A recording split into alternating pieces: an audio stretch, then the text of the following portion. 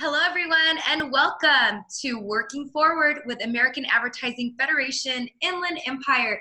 I'm Jessica Katawi, president of the AAFIE chapter, and I'm very excited because this segment has just been growing and we've been getting amazing feedback from everybody. I am very excited because today I'm going to be interviewing Jarrod McNaughton, the CEO of IEHP Inland Empire. Hi, Jarrod. How are you? Hi, Jessica. Doing great. Thanks for having me. Thank you. Now, can you tell us a little bit about yourself and how you came to IEHP? Sure, you betcha. It's kind of an interesting story, actually, Jessica, because my whole career, straight out of college, was actually on the hospital side. So right out of college, I went into the hospital world and was in that world up until about 2.5 years ago or so. And it's quite an amazing story how I got to IEHP. My wife and I, she's a nurse, a critical care nurse, we're actually both just up the road from here in a community called Bakersfield, California, in the Central Valley. That's home for us. And about 5 years ago or so, I was out east in Ohio. I was the CEO of a large academic medical center called Kettering. And I was out there and really kind of running into a little bit of trouble with the IEHP equivalent out there, where we just were having a tough time connecting via a hospital and a health plan. And it just was tough, a tough relationship. And it was a friend of mine who actually said, hey, you've got to talk to a guy by the name of Brad Gilbert at IEHP. And I said, IEHP, I have no idea what that is. And they said, it's Inland Empire Health Plan in Southern California. And they connected us via phone. I totally cold called Brad Gilbert. This was about 5 years ago, completely out of the blue, and said, you don't know me, but we have a mutual friend, and I really would love to get your input and wisdom on what you folks do at IEHP in the Inland Empire to really partner with your providers in a very unique way. And he said, you know, why don't you actually come out and see what we do in person? So I actually brought out my entire executive team, our CFO, our chief medical officer, all kinds of folks came out with me. And we came right here to IEHP headquarters in Rancho Cucamonga and spent an entire day with the IEHP team learning about how they do what they do and why they do what they do. And we were just blown away. Absolutely blown away. We had never seen a health plan do the kinds of transformative work that they do in the community.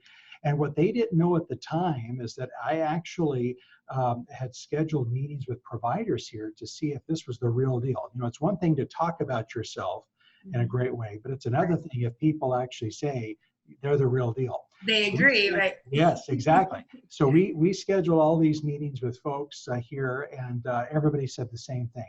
By far, IEHP is the best health plan we have ever partnered with. They're a phenomenal organization, great culture, and very mission-minded.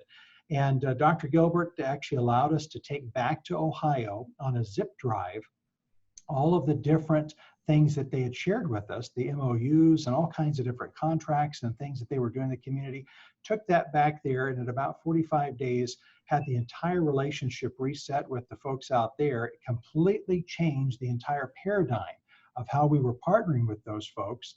And it was all because of IEHP. So the impact that IEHP had was just incredible.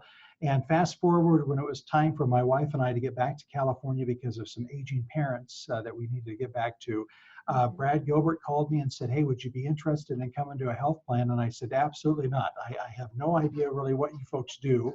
I know what you do from the hospital side, but I don't know what you do from your world.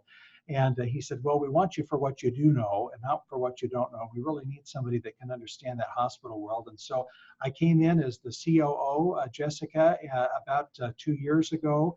And about 6 months later, he said, I'm going to retire, and I think you need to put your name in the hat for the CEO. And again, I said, there's no way. And it was my wife who said, hey, you got to do it. If he's telling you, you got to do it. So that's how I ended up here at IEHP. And I'll tell you, it's been the absolute best decision I've ever made in my career. It's an incredible organization. I've never seen a culture like this. And it's been an honor now to serve as the CEO. And IEHP has been around for how long? It's actually been around for a little over 23 years, and it was created by the two counties as what's called a joint powers agency or authority that actually was created by San Bernardino and Riverside counties to help meet the needs of those most vulnerable in the Medi-Cal populations here in the Inland Empire. Amazing. And let's talk about how has this calling impacted IEHP's response to COVID-19? Yeah, it's remarkable for me, Jessica, to watch this team in action, especially with the COVID-19 pandemic that we're dealing with. For me, the thing that I love about IEHP is that the mission is not something that's just written up on a wall or on a piece of paper, but it's truly alive and well. And that's what is so inspiring to me about this organization. Within a matter of days, we had about 80% of our workforce out of 2,200 employees working from home. So we took the health and well-being of our employee family very, very seriously, very quickly. And within 2 weeks, we were at 97% working from home. Oh, wow. And I love that we were able to keep our folks employed and making sure that they had connection back into the organization while keeping them safe and healthy. We've done some incredible work that I've not seen any other health plan in the country do, including ordering millions of dollars worth of PPE or personal protective equipment for our frontline healthcare workers, donating that to the community. We've donated millions of dollars worth of supplies to our hospitals, to our providers, the public health departments, and others, which is so just amazing to me to watch. We've done some really cool stuff with our provider community that hasn't been done, I don't think, anywhere else in the U.S. I haven't seen it yet, which includes making sure that our hospitals have the cash flow that they need right now from us, because as you might know, the utilization rate in hospitals is going down for all those elective procedures and outpatient procedures. And we wanted to make sure that our hospital partners are kept healthy and whole. So we're doing some great work there, some really equally great work with our providers and physicians in the community. And we even did some amazing work with the skilled nursing facilities that wanted to take the COVID-19 patient population and could do that, but they just needed a little bit of extra funding to help pay for things like PPE and more medical assistance that are on the ground there. And we actually did all of those contracts with them too. So for me, I just have been blown away by the response of IEHP, and we've actually set some national benchmarks as best practice that are coming out right here of the IE. We've also donated tens of thousands of dollars to community food banks all across the IE. So you might see online the different drive-through food donations that we've made for folks, serving thousands of people. For me, Jessica, it's one of those times where I think the plan can just shine so much because we have the ability to actually almost be kind of the glue for the two counties and to really make sure that we're doing the right thing, which is just so inspiring. So I could go on, but those are a few of the things that we're up to right now.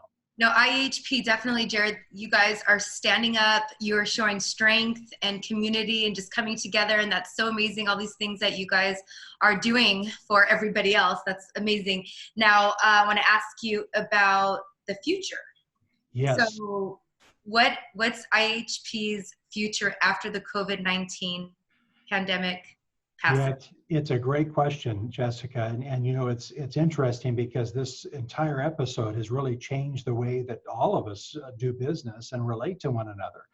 And there are some good things that have come out of COVID-19. Of course, things like supporting the community and each other, the way that all of us coming together. Yes, come together. Incredible. And I do think that some of the things that we're seeing, particularly in telehealth, where folks are able to connect with their physicians and their practitioners, just like you and I are doing right now, is incredible. And it kind of jump-started something that probably we were years behind here that needed to happen. And unfortunately, it's a scenario that's horrible and tragic for a lot of folks, but it's pushing us forward into a new era to make sure that the connectivity between a patient and their physician stays solid. Our team actually has done some incredible work, Jessica, with 8 different bucket areas after we did a big futuring exercise about a week and a half ago with our executive team to look at very distinct buckets of what does the future for IHP look like in the future. That includes for us everything from our philosophy for our workforce and the work from home piece that we're doing, all the way through to how we can better support our members and providers. And these 8 different bucket areas each have a work group that's actually connected in and an executive sponsor. And they're doing some incredible work to make sure that the future, whatever that looks like, is something that is both sustainable and it also keeps that connection with our members. Because as you know, we have over 1.2 million members. We're anticipating growth there because of the unemployment rate going up. So we're anticipating more growth into the Medi-Cal line of business. And we really have to be sure and be ready that we can serve those members in the same manner that we've served for the last 23 years. So lots of good stuff going on, and we're thrilled to serve the community in any way that we can. So IHP is coming through this negative situation, but you guys are doing everything that you can to make things better as much as you can, and you're also evolving, and that is amazing. You're evolving for the future. How you had mentioned, you know, a healthcare visit. When you go visit your physician, usually it's in person. So this might be the new future, right? Where you just kind of log into a Zoom meeting and talk to your physician and keep it simple. That's right. That's right. Yeah, and I think that especially in a region that we're in, as you folks know, that's the largest geographic county in the country, San Bernardino County. You couple that with Riverside County, and you've got 28,000 square miles. That kind of technology movement for us in the IE actually can open up new doors for folks that live in the IE that have really not had the kind of care connection that this actually affords today. So it's really exciting work, I think, to see how the industry's moving forward and how the patient population is actually saying, you know what, we're open to it now too. And that's an exciting time. And so it's neat to see something good can come out of something really tragic. Negative, yes. Very true. Well, thank you. And then also, last but not least, do you have a message you would like to send out to our viewers and the community? Yeah, I think, Jessica, my big message is just I hope folks keep their courage high and they keep that real strong feeling of hope. Because this is a big bump for us as humanity, but the great thing out of this is that when we come together and we really do the right thing together, and we remember that each one of us, if we're present in the moment and we're connected to one another, whether that's virtually, on the telephone, or in person, that great things can happen when we have the best of intentions for our region.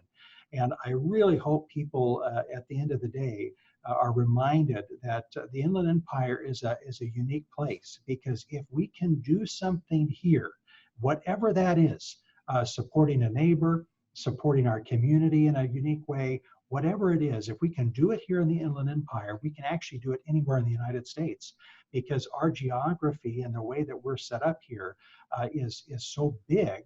And there's just so much land mass here that it's actually an exciting petri dish, actually, I think, for the rest of the country. And so I hope people take courage knowing that there is incredible work happening here in the IE, and that they can really be proud of some tremendous people that we have throughout this region that are just doing some phenomenal things. All right, did you guys hear that? All you from the Inland Empire, be proud. Your community, IHP, and so many local leaders are making a difference. And we appreciate you guys so much for that. Jarrod, thank you so much for this interview. And thank you so much to IHP for all that you guys are doing. We truly, truly appreciate you. And you guys, thank you for tuning in and being a part of our segment, Working Forward. If you know somebody that is a business owner, a local leader that you'd like to have us highlight on our segment, please let us know. You can send us a message or hashtag Working Forward. Thank you again, Jarrod. We'll see you guys next time. Take care.